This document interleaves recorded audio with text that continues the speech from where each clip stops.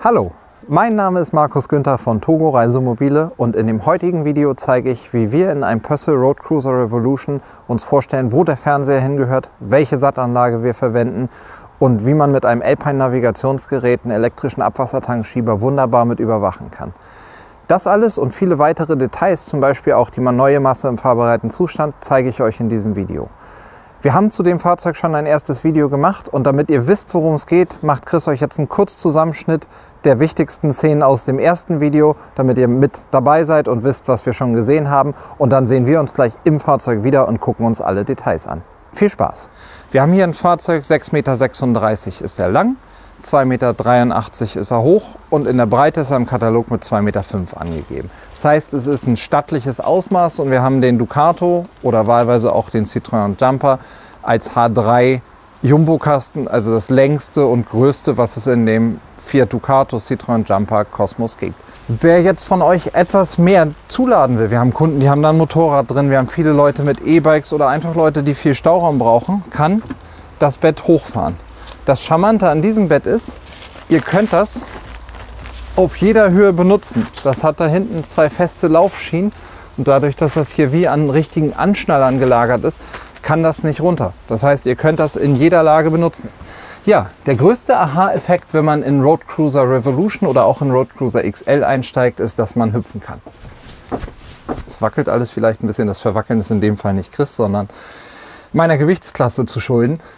Aber auch nochmal, auch auf die Gefahr hin, euch zu langweilen, 1,92 Meter Körpergröße plus Schuhe an, plus minus schlechte Haltung, plus eine ganze Hand da oben drauf. Wir haben hier eine Wahnsinns-Stehhöhe. Der Prospekt, habe ich eben nachgeguckt, sagt 2,13 Meter. Kann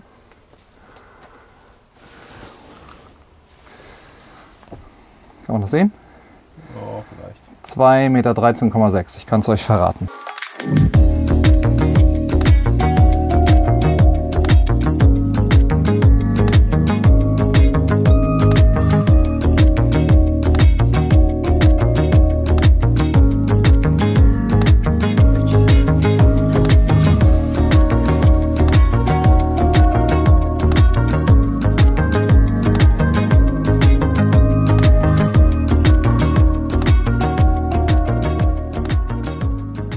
Ich hoffe, das hat euch gut gefallen. Ich denke, das ist ein schickes Auto und von allen Ausstattungsdetails eine richtig schöne Lösung.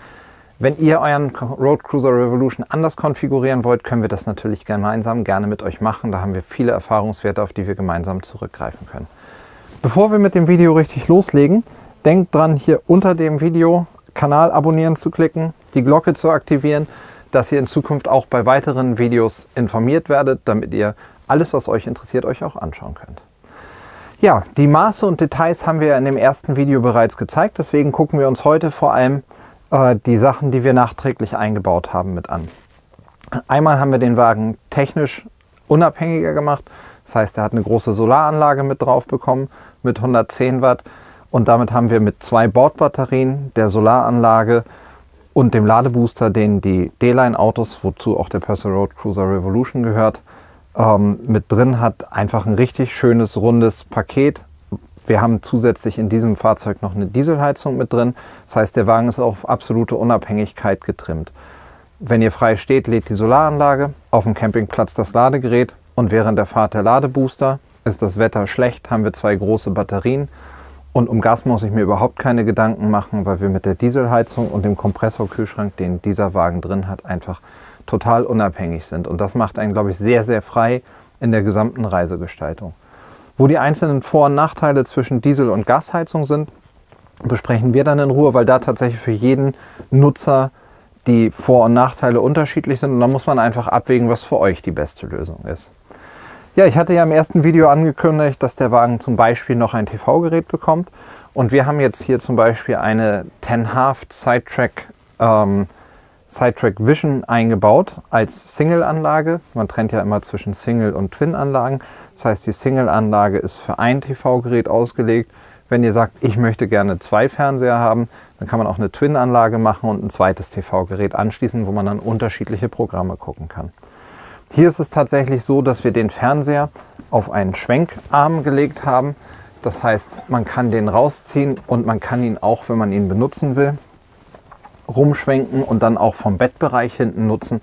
Und damit, glaube ich, sind sowieso hier alle Spatzen gefangen quasi und man kann das wunderbar sich anschauen. Vom Nutzen ist das sehr schnell und sehr einfach erklärt. Wir haben hier unten Hauptschalter, deswegen nehmen wir schwerpunktmäßig Alphatronics Fernseher. Das ist jetzt ein SL22, das ist so ein bisschen deren Premium-Linie. Und die ganze Steuerung von der SAT-Anlage haben wir hier oben mit eingebaut. Ich zeige euch mal zwei Kleinigkeiten. Wir haben hier so eine Feature-Box mit drin, da befassen wir uns gleich mit ein bisschen. Die Vision-Anlage hat hier immer so ein separates Bedienteil. Und es sagt jetzt schon, wir suchen Astra 1. Das ist ja auch genau unser Satellit, über den wir Fernsehen wollen. Ich hätte mal auf die Uhr gucken sollen, das ist vor ungefähr, ja. Von dem Punkt, wo wir eingeblendet oder auf Start gedrückt haben, lässt Chris jetzt mal einen Ticker durchlaufen, damit wir sehen, wie lange es dauert, bis er TV-Signal gefunden hat. Und dann gucken wir mal, wie schnell das rausgeht. Das müsste aber einigermaßen zügig funktionieren. Erstmal sagt er noch kein Signal. Geduldig bleiben, gleich kommt's, gleich kommt's. Ich höre schon, dass er Feintuning oben macht.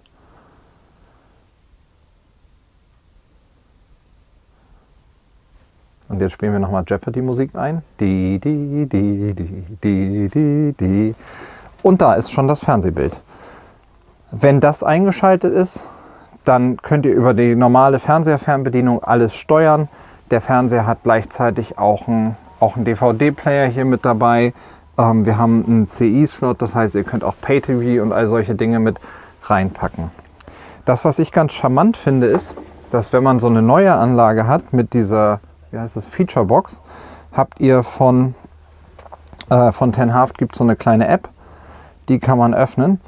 Und dann fragt er, möchtest du dich mit dem Gerät verbinden? Das wollen wir jetzt mal machen. Und wenn man mit der Featurebox verbunden ist, dann habt ihr alle Funktionen, die man oben an der Box im Schrank steuern kann, hier auch mit drin. Ich könnte hier zum Beispiel jetzt aus einer Liste von Satelliten auswählen, was ich haben will. Ich kann die Satellitenanlage einfahren, Updates machen und all solche Dinge. Wenn ich zum Beispiel da oben nicht ran will, drücke ich einfach hier auf Satelliten einfahren.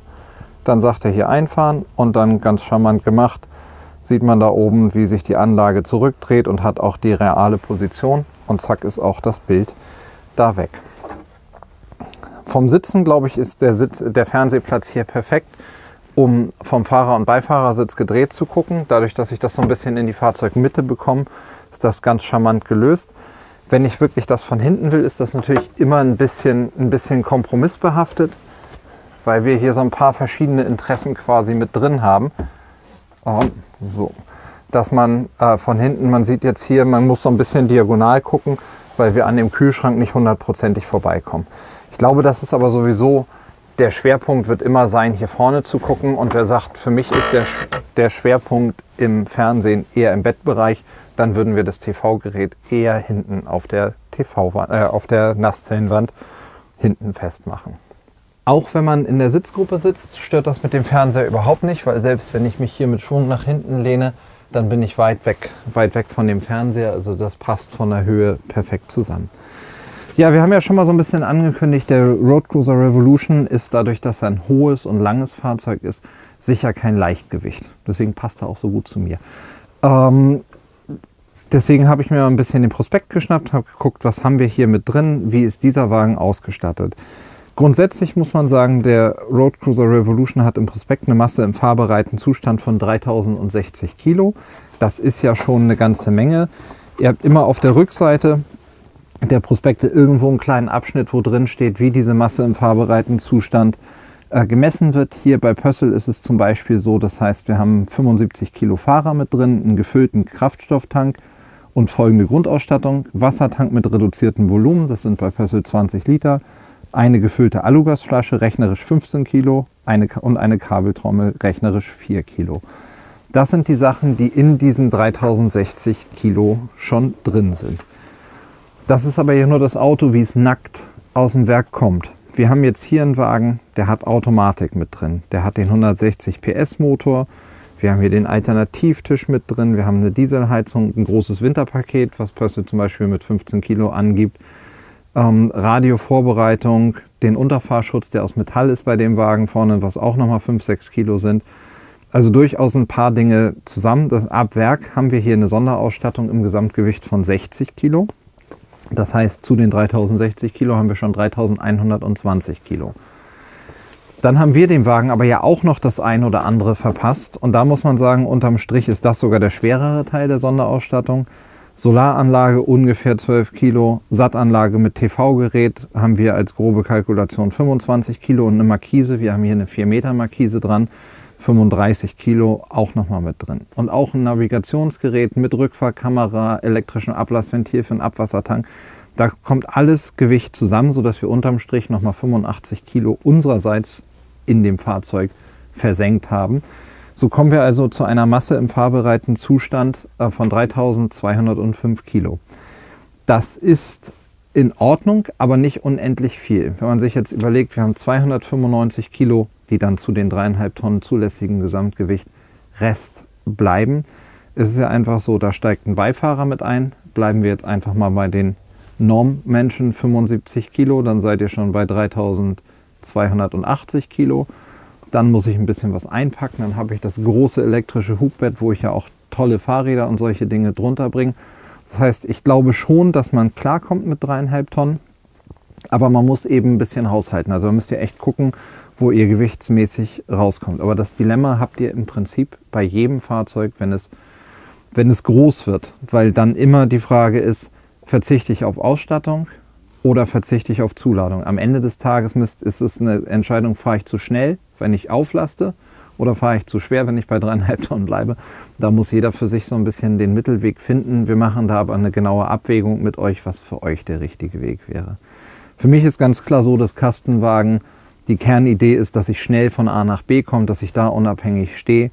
Und hier habe ich ja jetzt den Charme mit der Dieselheizung, brauche ich nicht viel Gas mitnehmen. Ich glaube, dass man dieses Fahrzeug zum Beispiel sehr gut als 3,5 Tonner fahren kann. Wenn wir schon die ganzen Papiere hier haben, können wir auch einmal uns kurz anschauen, was wir hier preislich unterm Strich stehen haben. So wie der Wagen hier steht, haben wir, jetzt muss ich das kurz zusammenrechnen, 9 und da kommt noch ein bisschen was dazu, haben wir eine Summe der Listenpreise von ungefähr 65.000 Euro, knapp drüber. Dafür habt ihr dann aber wirklich auch ein Fahrzeug mit dem High-End-Navigationsgerät, mit elektrischem Ablassventil, Solaranlage, Batterien und allem, was dazugehört. Das ist ein Haufen Kohle, das weiß ich wohl, aber für das Gesamtpaket, was man bekommt, muss man bei Pössl ganz klar sagen, das Preis-Leistungs-Verhältnis ist unfassbar attraktiv und man kriegt echt viel Wohnmobil für seinen eingesetzten Euro wieder. Wie sich dieser eingesetzte Euro vorne im Cockpit spiegelt, das schauen wir uns jetzt mal gemeinsam an. Ich drehe uns mal die Sitze hin und dann gucken wir uns nochmal die Automatik und das Alpine-Navigationsgerät ein bisschen genauer an. So, das hier ist das Alpine X903 DU-DU2. Das ist momentan die aktuellste Variante, die es von Alpine gibt. Da müsst ihr mal ein bisschen gucken. Auch die alten Geräte werden teilweise noch verkauft. Ich glaube, dass die sehr nah beieinander sind. Die Anordnung der Regler hat sich ein bisschen verändert, aber wir nehmen dann immer, wenn es neue Varianten gibt, auch die aktuellsten Varianten. Grundsätzlich kann das Gerät alles, was euch irgendwie einfallen würde. Das ist einerseits Fluch und andererseits Segen. Man muss sich halt ein bisschen damit auseinandersetzen. Was bei so einem großen Monitor mir immer gut auffällt oder was ich toll finde, ist, dass man separate Kurzwahltasten hat für eine Sprachsteuerung, für die Musikebene und zum Beispiel um auf die Kamera zurückzugreifen. Das heißt, ich kann jederzeit während der Fahrt einfach auf den Knopf drücken und bekomme dann das Bild der Rückfahrkamera serviert. Da habe ich bei dem Alpine-Gerät verschiedene Einstellmöglichkeiten. Wir haben jetzt hier die High-End-Kamera quasi mit dran. Ich kann hier die verschiedenen Modi mit einstellen und kann mir das alles einstellen, wie ich es haben will und auch da die Linien mit dazustellen, die kann ich individuell einstellen. Wenn ich das Alpine-Gerät mit zusätzlichen Kameras ausstatte, kommt hier oben so ein zusätzliches Menü, was einmal durch Touchen auf dem Bildschirm aktiviert wird. So normale Rückfahrkamera, da könnte ich auch auf eine jetzt nicht vorhandene Frontkamera umstellen oder auch auf das, was Alpine Seitenkamera nennt. Die verbauen wir aber unter dem Fahrzeug. Und das, was ihr hier seht, ist der Abwassertank. Und zwar haben wir hier den Blick auf den Abwassertank, dass man genau sehen kann, wo abgelassen wird. Und dann haben wir, damit das ganz komfortabel wird, einen elektrischen Ablassschieber mit eingebaut. Der hat hier vorne sein kleines Knöpfchen, wo ich auf und zu machen kann und kann damit das Ventil öffnen. Und so muss man gar nicht mehr aussteigen und kann eben genau peilen, ohne dass sich jetzt jemand unter das Auto legen muss und gucken muss. Ja, ansonsten habe ich Zugriffe auf alle Schnellfunktionen, die ich haben will. Telefon, Navigation und grundsätzliche Einstellungen. Die Navigation ist im Prinzip eine ganz normale Navigation, die aber alles kann, was man können muss. Da braucht man sich aber nicht intensiv mit auseinandersetzen, hat so einen 3D-Modus und dort kann ich auch dann alles intuitiv bedienen mit rein und raus zoomen und das sehr schön haben und kann, was ich beim Navigieren im Urlaub immer ganz cool finde. Du kannst zum Beispiel hier einen Punkt setzen und sagen, da will ich hin, wenn man jetzt nicht weiß, ich bin in einer fremden Gegend, da will ich hin, als Ziel auswählen und dann berechnet er, wie es da am besten hingeht. Das würde ich zwar in 4,6 Kilometern Entfernung auch noch alleine finden, aber im Urlaub kann das schon mal ganz angenehm sein. Grundsätzlich ist der ganze Monitor drehbar, das heißt, wenn der Beifahrer das bedienen will, kann man ihm das zuwenden, genauso wie dem Fahrer. Und es steht natürlich hier relativ groß da. Was gibt es als Alternativen? Wir haben zum Beispiel von Dynavin noch das große Dynavin-Navigationsgerät. Das verfolgt einfach einen ganz anderen Ansatz. Das integriert das Radio mehr in das Cockpit, aber dafür ist es weiter weg, also muss ein bisschen weiter greifen. Monitorgröße ist vergleichbar und ich glaube, das ist nachher vor allem eine Philosophiefrage. Was möchte ich für ein System haben? Was mag ich gerne bedienen? Ja, grundsätzlich haben wir sonst ein Fahrzeug, was hier vieles kann. Wir haben zum Beispiel die tolle 9-Gang-Automatik von Fiat, die ja einfach sogar so eine Art Tiptronic-Modus hat, dass wenn man auf D geht, kann man einmal rüber rutschen und wenn der Motor läuft, könnte ich dann über Plus und Minus die Gänge manuell vorwählen. Sobald du in Rückwärtsgang gehst, schaltet unser Navigationsgerät auf den Rückfahrkameramodus und bei der Fiat Automatik habe ich mit diesem Drive Mode, kann ich dann eben auch einstellen, ob ich normal, Eco oder Power haben will. Das so als Feedback von den Kunden, die schon mit Fiat Automatik unterwegs sind. Inzwischen haben wir die ja fast ein Jahr lang schon draußen. Ich will nicht sagen, das ist pure Begeisterung, aber die Leute sind schon sehr, sehr zufrieden damit. Und im Verhältnis zu der Vorgängerautomatik ist das eben ein Quantensprung, vor allem mit den neuen Gängen. Auch in nahezu jeder Lebenslage immer ausreichend Drehmoment vorhanden. Ja, wenn ihr euch vorstellen könnt, so hier am Fahrersitz eines Purcell Road Cruiser Revolution zu sitzen, würden wir uns freuen, wenn ihr euch an uns wendet. Ansonsten freue ich mich aber natürlich auch, wenn ihr einfach nur den Videos treu bleibt. Wenn es euch gefällt, was wir machen, lasst einen Daumen nach oben da. Folgt uns auch bei Instagram, da gibt es ein paar Bilder zu den Fahrzeugen. Und ansonsten wünsche ich euch einfach viel Spaß bei allen weiteren Videos und sehe euch dann im nächsten Video.